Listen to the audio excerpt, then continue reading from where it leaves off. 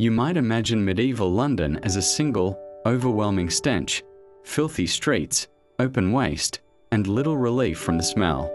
But for the people who lived there, smell was not simply something to endure. It was part of daily awareness, something noticed without comment, shaping how places were understood and how life was organized. In this calm film, we explore what medieval London really smelled like, and how those everyday scents influenced routine, behavior, and survival. To understand medieval London, it helps to begin at street level. The city was dense and tightly built, with houses leaning inward and streets narrowing as they developed over time. Sunlight often struggled to reach the ground, and air moved slowly through these enclosed spaces. People learned these streets by instinct. A familiar smell could signal a workshop at work, animals nearby, or a household beginning its day. Waste management was a practical concern rather than an abstract one.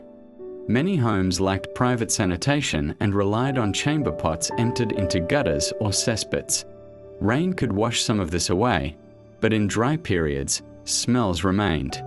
Human waste mixed with animal dung from horses, pigs, and cattle that moved freely through the city. These conditions were not unusual. They were part of the working environment people navigated daily, often without stopping to think about it. Markets introduced a different set of smells. Bread baking in ovens, fish brought in from the river, herbs, spices, and preserved meats all filled the air. These scents helped people find their way. A sharp smell suggested fish newly unloaded. A heavier, metallic scent marked a butcher's stall. Warm bread in the early morning was a quiet signal that the day's trade had begun. The river itself shaped much of London's smell.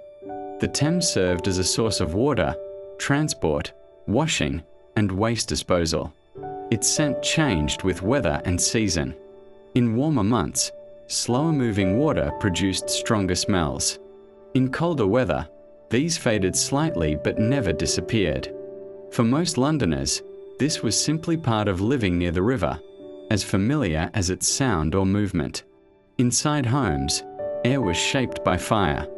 Hearths burned for much of the day, providing warmth and allowing food to be cooked.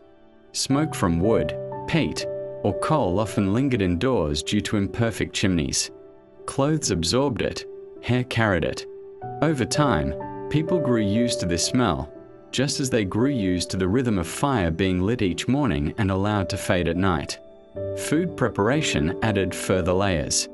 Stews simmered slowly, combining meat, vegetables, and herbs into strong, lasting aromas that filled small spaces for hours.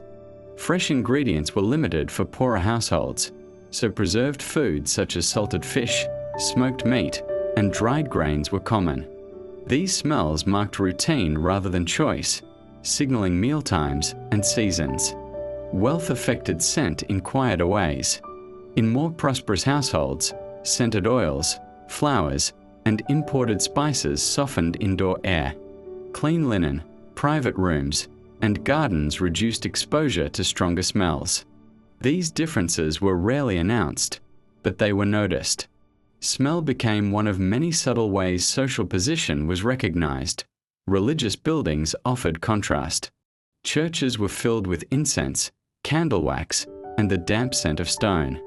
These smells were steady and familiar, returning week after week. For many people, church interiors felt calmer than the streets outside, not because they were silent, but because their air was controlled and predictable. Ideas about health also shaped how smell was understood.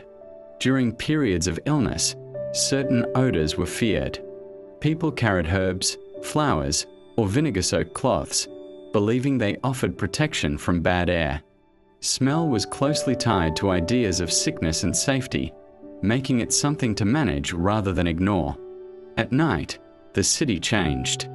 Fires burned lower, markets closed, and movement slowed.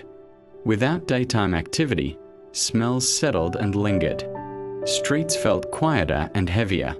For many residents, this was when London felt most enclosed, familiar by day, more intense after dark. What is striking is that medieval Londoners did not experience these smells as constant hardship. They were part of how the city worked. Smell provided information about place, work, status, and safety. It was one of the ways people understood their surroundings, often without conscious thought.